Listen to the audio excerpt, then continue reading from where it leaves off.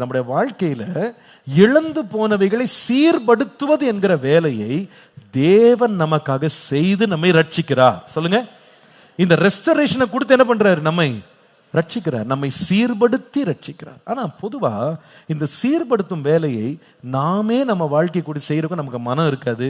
மற்றவர்களும் நம்ம வாழ்க்கையை சீர்படுத்தணும், ரெஸ்டோர் பண்ணணும்னு விரும்பவும் மாட்டாங்க. ஏன் தெரியுமா? 4 காரணங்கள். வேகமா எழுதுங்க. நம்பர் 1, ஏன் ரெஸ்டரேஷனை வந்து நிறைய பேர் விரும்ப மாட்டாங்க? இது ரொம்ப விசேஷமானது என்று கேட்டா, the taste or liking for taking up the task of restoration is a very rare thing. இந்த சீரமைக்கும் பணியை எடுத்து செய்கிறவர்கள் ரொம்ப அரிதாக இருக்கிறார்கள். சீரமைக்கும் பணியை செய்கிறவர்கள் அரிதாக இருக்கிறார்கள். இன்றையில சாதாரண ஒரு சீரமைக்கும் பணியை கூட செய்யறதுக்கு நிறைய பேருக்கு விருப்பம் கிடையாது. உதாரணமாக, உங்க வீடு ரொம்ப பழசா போச்சு, அதுல நிறைய கிராக் இருக்கு, அதை கொஞ்சம் ரீமாடிஃபை பண்ணணும்னு நீங்க போய் மேஸ்திரிகளை போய் கேட்டு பாருங்களேன், கான்ட்ராக்டரை போய் கேட்டு பாருங்க, நிறைய பேர் வரவே மாட்டாங்க. பழைய வீடுங்களாங்க, நான் இன்னொரு நம்பர் தரேன், நீங்க அவரை போய் கேளுங்க. நம்மெல்லாம் புது வீடு தான் கட்டுறது. பழைய காரியங்களை இன்ட்ரெஸ்டடா இருக்கிறவங்க நிறைய பேர் எங்கேயோ ஒரு ஆள் இருப்பான். நான் நம்முடைய தேவன் யார் தெரியுமாங்க? இந்த உடஞ்சதுன்னு எழிஞ்சது, பழசு, பாழா போனது, இது எல்லாத்தையும் உட்கார வச்சுக்கிட்டு வேலை செய்யறதுல அவரை போல பிரியமுள்ளவர் வேறு யாருமே. ஹல்லேலூயா. அவர் இந்த நொறுங்குண்ட இருதயம் உள்ளவர்கள்ட்ட ரொம்ப சமீபமா இருக்காராம். அவங்கள பார்த்தாலே ஒரு அட்ராக்ட் ஆயிடுவார். உடஞ்சிட்டாங்கன்னா பக்கத்தில் வந்துடுவார். அப்பா, உன்னை உருவாக்குறதுக்கு நான் ரெடியா இருக்கேன், உன்னை சீர்படுத்துறதுக்கு நான் ரெடியா இருக்கிறேன், உன்னை குணமாக்குறதுக்கு நான் ஆயத்தமா இருக்கிறேன், விருப்பம் உள்ளவராக இருக்கிறேன். நம்முடைய தேவன் யார் என்று கேட்டா, நம்முடைய வாழ்க்கையில சீரமைக்க வேண்டிய நேரம் வரும்போது நம்மில் வாஞ்சை உள்ளவராக அவர் என்ன செய்கிறார் என்றால், நம்மை சீர்படுத்த வாஞ்சையும் விருப்பம் உள்ளவராய் நம்மை ரட்சிக்க வருகிறார்.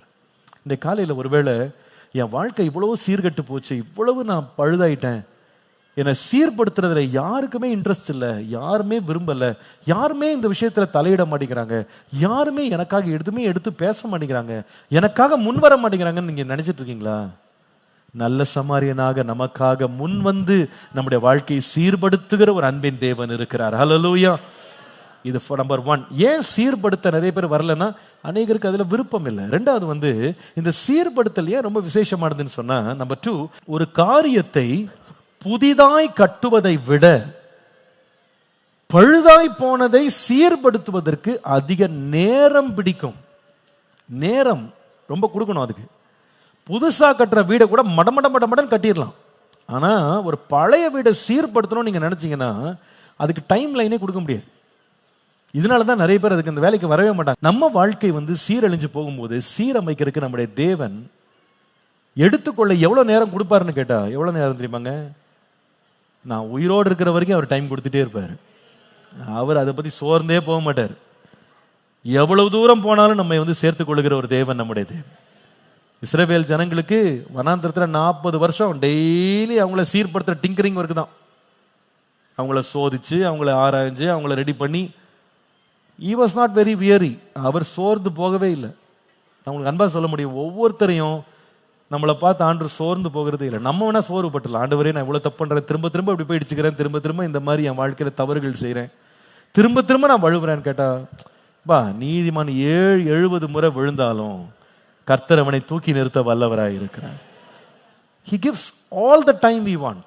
நமக்கு ஆண்டவர் எவ்வளவு டைம் வேணா கொடுத்து நம்மளை சீர்படுத்த அவர் ரொம்ப பிரியமுள்ளவராக இருக்கிறார். அவருடைய அன்பை நீங்க நினைத்தீங்கன்னா உண்மையாவே ஆச்சரியப்படுவீங்க. how great is God's love. தேவனுடைய அன்பு எவ்வளவு பெரியது. என் வாழ்க்கையில என்னை எவ்வளவு தூரமும் கொண்டு போய் என்னை சீர்படுத்தி ஸ்திரப்படுத்த என் தேவன் எவ்வளவு காலத்தையும் எனக்காய் கொடுக்க அவர் வல்லவராய் இருக்கிறார். அதை ஒரு தொந்தரவாகவே அவர் பார்க்கிறதே இல்லை. அல்லேலூயா. இஸ்ரவேல் ஜனங்க எத்தனையோ முறை முரட்டாட்டம் பண்ணி அவங்க தேவனுக்கு விரோதமா பாவம் செய்து பல முறை வழுவி போனா கூட திரும்ப திரும்ப தீர்க்கதரிசிகளை அனுப்பி திரும்ப திரும்ப அவங்களை செட்ரைட் பண்ணி திரும்ப திரும்ப அவங்களை எழுப்பி நிறுத்தி கடைசி வரைக்கும் அவர்களை உயிர்ப்பிக்க தேவன் போதுமானவராக இருந்தார். அதனால நீங்க சோர்ந்து போகாதீங்க. நம்ம வாழ்க்கையில பிரச்சனைகள் வரும்போது மை டைம் இஸ் அப்னு நினைக்காதீங்க. உங்கள்கிட்ட நான் எத்தனை முறை நான் திரும்ப வரணும், இப்பதான் இதை பண்ணிட்டு மன்னிப்பு கேட்டேன், திரும்பி இந்த மாதிரி பண்ணிட்டேனே ஆண்டவரே, நான் என்ன பண்றேன்னா, பாப்பா அநாதி சிநேகத்தினால் உன்னை சிநேகித்தேன், காருண்யத்தினால் உன்னை எடுத்துக்கொள்ளுவேன். He never gives up on us. ஒரு நாள் கூட நம்மளை பார்த்து சோர்ந்து போறோம். எத்தனை முறைப்பா அவன்கிட்ட சொல்றது, இப்பதான் சரி பண்ணி அனுப்பினா அதுக்குள்ளே திருப்பி அதே தப்பு பண்ணிட்டு வந்திருக்கேன். இன்னும் மனம் திரும்பும் போது மிகுந்த இரக்கங்களால் நம்மை சேர்த்து கொள்ளுகிறது. ஏன் தெரியுமாங்க, யார் வேணா நம்மளை பற்றி என்ன வேணா நினைக்கலாம், நம்ம லைஃப்பை பற்றி யார் வேணா விலையில்லாமல் நம்மளை பார்க்கலாம். But God sees our value. நமக்குள்ள என்ன பொக்கிஷம் இருக்குன்னு கர்த்தர் பார்க்குறார். அந்த பொக்கிஷத்தை அவர் தான் வைத்தார் இல்லையா?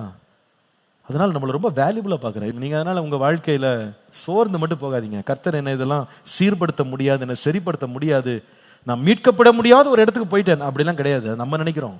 நம்முடைய தேவன் யார் தெரியுமா? தூர போயினாலும் கண்டு கொண்டு என்னை தம்மண்டியில் சேர்த்து கொள்ளுகிற ஒரு நல்ல தகப்பனாக அவர் இருக்கிறார். ஹல்லேலூயா. அந்த மெய்ப்பன் எப்படிப்பட்டவர் என்று சொன்னா, லூக்கா 15ஆம் அதிகாரத்தில் 4 முதல் 7 வாசிக்கிறோம். 99 நீதிமான்களை போன்ற நல்ல ஆடுகள் தொழுவத்துக்கு வந்துருச்சு. ஒரே ஒரு ஆடு எங்க போய் தொலைஞ்சதோ தெரியல. மெய்ப்பன் என்ன செய்தார் தெரியுமா? இது எல்லாத்தையும் தொழுவத்தில் விட்டுட்டு, வனாந்திரத்தில் விட்டுட்டு தனியா போறாருங்க அந்த ஒரு ஆட்டை தேடி. நீ எங்க போன, எங்க தொலைஞ்ச, நீ வராம போயிட்டியே, நீ இல்லாம எனக்கு தூக்கம் வராதுன்னு பின்னாடியே போறாரு. வேணும் சொல்லுத கண்டுபிடிக்கிற வரைக்கும் தேடினாராம். தேடி தோளின் மேல போட்டு வந்து எல்லாருக்கும் அறிவிச்சு, காணாம போனதையும் கண்டுபிடிச்சிட்டேன், என்னோடு சேர்ந்து மகிழ்ந்திருங்கள் என்று பெரிய பார்ட்டியை வச்சுட்டாரு. வேதம் உடனே சொல்லுது, அதே போல மனம் திரும்புகிற ஒரு பாவியின் நிமித்தம் பரலோகத்தில் மிகுந்த சந்தோஷம் உண்டாயிருக்கு. ஹல்லேலூயா. அந்த பாவியை சீர்படுத்துகிற ஒரே ஒருவர் உண்டானால் நம்முடைய தேவனை அன்றி வேற யாருமே இல்லை. ஹல்லேலூயா. இந்த மேய்ப்பன் எப்படி ரட்சிக்கிறார் தெரியுமாங்க? நம்மை மீண்டும் சீர்படுத்தி, தேவன் நம்மை ஸ்திரப்படுத்தி நம்மை ரட்சிக்கிற தேவனா இருக்கிறார். கர்த்தர் உங்களை சீர்படுத்த முடியும்னு விசுவாசிக்கிறோம். ஆமீன் சொல்லுங்க பாப்போம். நம்ம வாழ்க்கையில் என்ன உடை வந்தாலும் பரவாயில்ல, அவரால் இது கூடும். எப்படி நீங்க நொறுக்கப்பட்டவங்களா இருக்கலாம், நொறுங்குண்ட இருதயம் உள்ளவர்கள் மேல் தேவன் ரொம்ப பிரியமா இருக்கிறார். அவர்களை தேவன் சீர்படுத்துவார். அதனாலதான் 51ஆம் சங்கீதத்தில் சங்கீதக்காரன் சொல்லுவான், ஆண்டவரே எனக்கு ஒரு புதிய இருதயத்தை தாரும், create in me a clean heart, renew a right spirit within me. எனக்குள்ளே நவமான ஆவியை எனக்குள்ளே தார், என்னை திரும்ப கட்டி எழுப்புங்க. build me again Lord. என்னை கட்டுவதற்கு தேவன் போதுமானவர், நம்மை கட்டுவதற்கு தேவன் வல்லவர், தேவன் மிகவும் அன்புள்ளவர். அவருடைய அன்பு அந்த அளவை நம்ம அளவிடவே முடியாது.